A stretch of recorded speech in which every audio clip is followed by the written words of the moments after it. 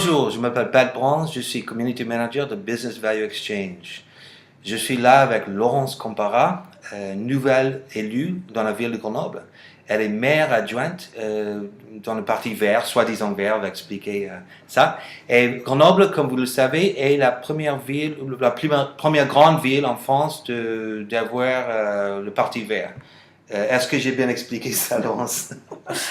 Donc effectivement, on a été élu le 30 mars dernier. Alors en fait, c'est un large rassemblement de la gauche, des citoyens et des écologistes. Donc, il y a effectivement le Parti vert français, Europe Écologie Les Verts, mais aussi le parti de gauche, des mouvements locaux comme l'ADES ou le réseau citoyen, et des simples citoyens engagés pour la première fois dans la vie politique.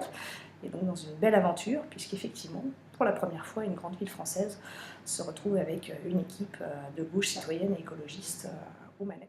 Informatique, parce que puisque vous êtes dans l'informatique, votre rôle à la mairie, c'est l'informatique, non? Alors c'est un petit peu plus subtil que ça va s'appuyer sur l'informatique. Donc ma délégation en tant qu'adjointe, c'est l'accès à l'information, la libération des données publiques et l'utilisation et la diffusion des logiciels libres. Donc ça va s'appuyer très fortement sur les outils informatiques et les outils numériques, mais c'est clairement un objectif politique d'ouverture, globalement, des données de la ville, des informations qu'elle manipule, et de dialogue aussi avec les citoyens et les citoyennes. L'accès à l'information, c'est un droit fondamental des citoyens dans une démocratie.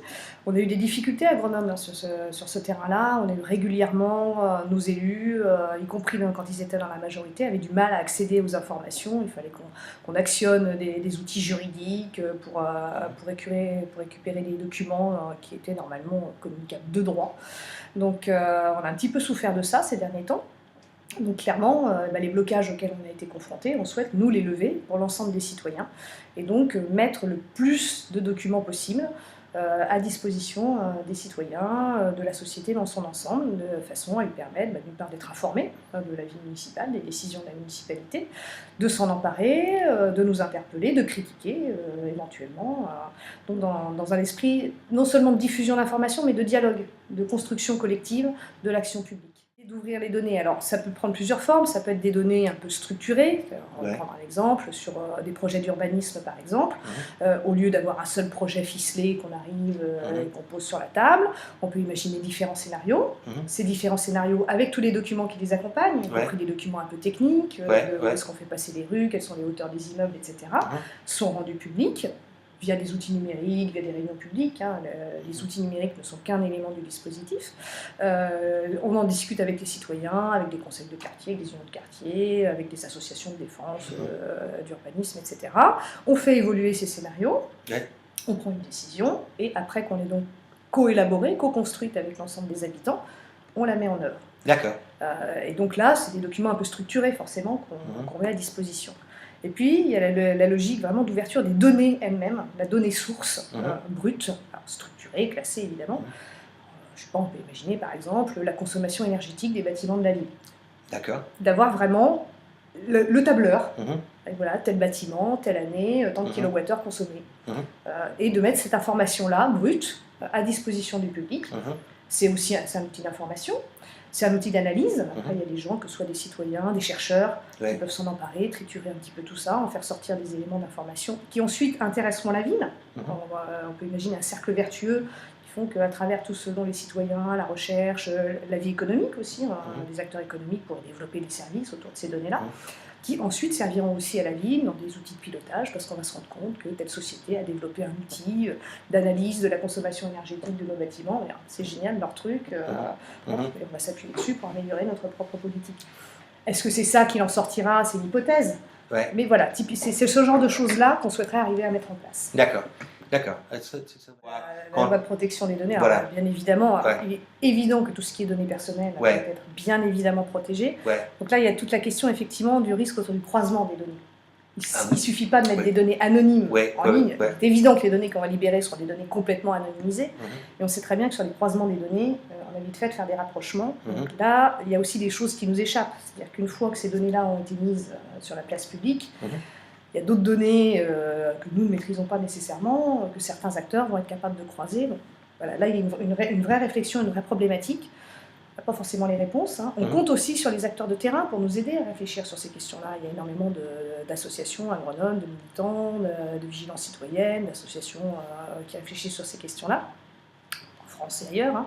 Donc voilà, comment effectivement s'assurer qu'on libère de la donnée publique qui a été financée par l'argent public et qui appartient de fait à la société, tout en protégeant effectivement les citoyens. Il y a une espèce de quadrature du cercle là qu'il faut qu'on arrive à lever.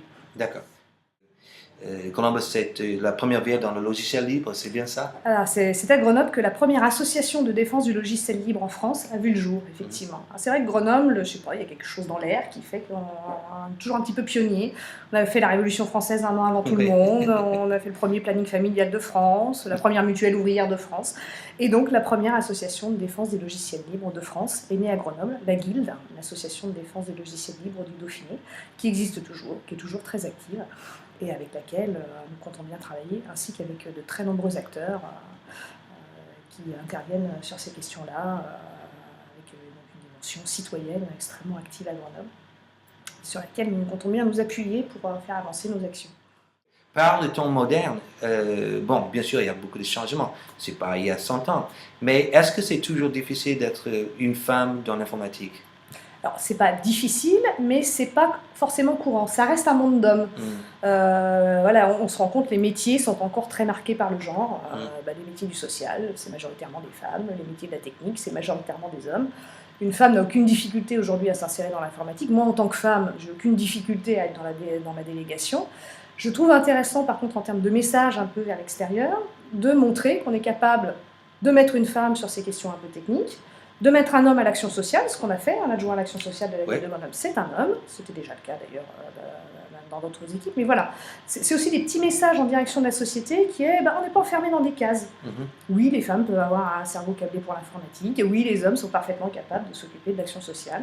C'est intéressant aussi de porter ces messages-là en direction de l'ensemble de la société, parce que ça peut aussi permettre d'ouvrir un petit peu des perspectives. Tout à fait.